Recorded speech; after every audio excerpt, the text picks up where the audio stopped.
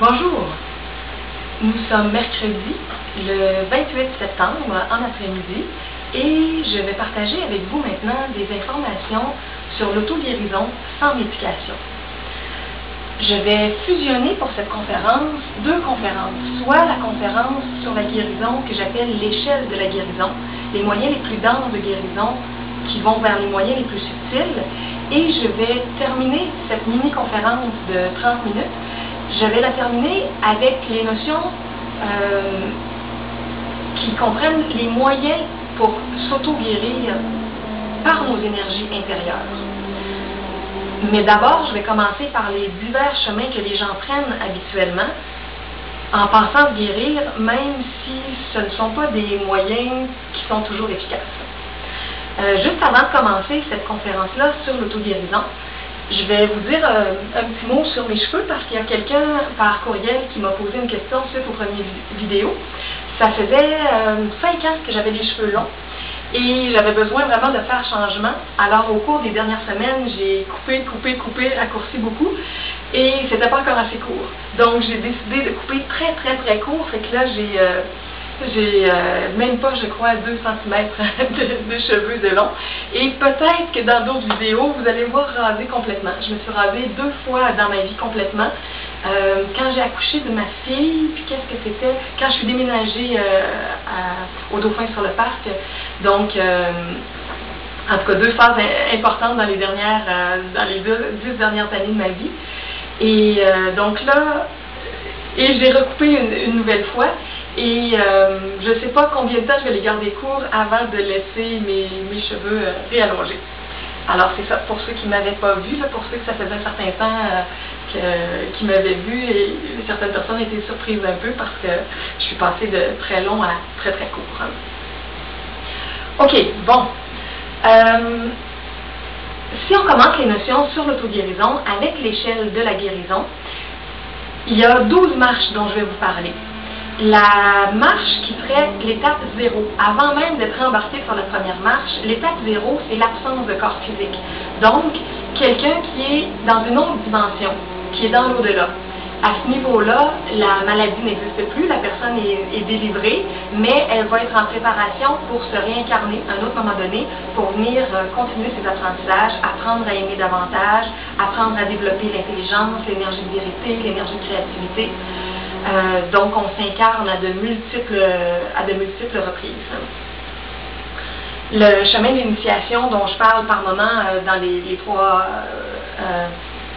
que j'ai parlé dans les trois vidéos précédentes, est un chemin qui peut nous sortir du cycle des incarnations répétitives. Donc, ça, c'est tout le parcours des 3 montagnes de l'initiation, qui a été résumé, entre autres, à notre époque moderne par l'archange Samaël ou ceux qui le connaissent sous le nom de Samaël Onweor. Bon, alors, maintenant, si on parle des êtres qui sont incarnés et qui se retrouvent dans des états de maladie, de malaise, de souffrance, différents états intérieurs qui sont difficiles à vivre. Ces personnes-là ont toutes sortes de choix pour apprendre à se guérir, mais en général, il va y avoir une échelle de moyens qui va être entreprise selon un processus de conscientisation, de prise de conscience qui se font graduellement. La première étape, la première marche, c'est l'étape, juste un instant, je vais vérifier, oui c'est ça, c'est l'étape où la personne souffre tellement qu'en fait, elle ne trouve plus de solution et qu'elle va aller vers les tentatives de suicide.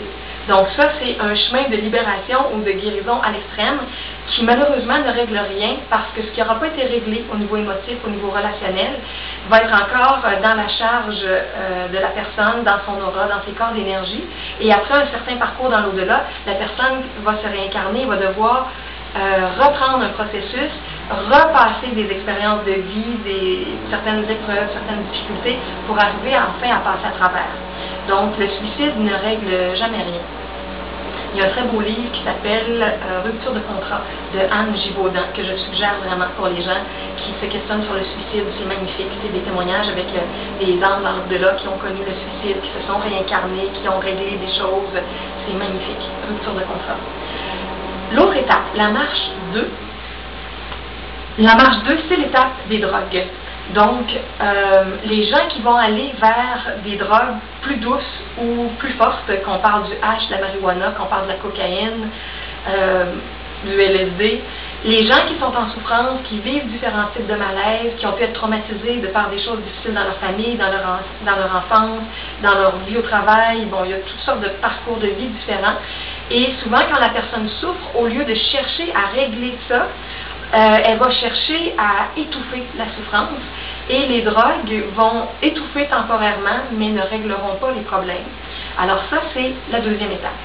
La troisième étape, c'est celle des médicaments chimiques. Les médicaments sont prescrits en très très grand nombre dans notre humanité.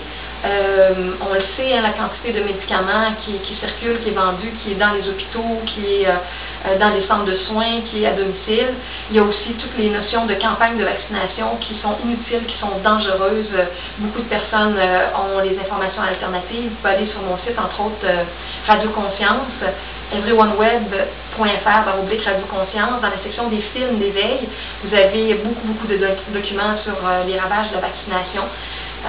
Donc, c'est vraiment pas une avenue à prendre.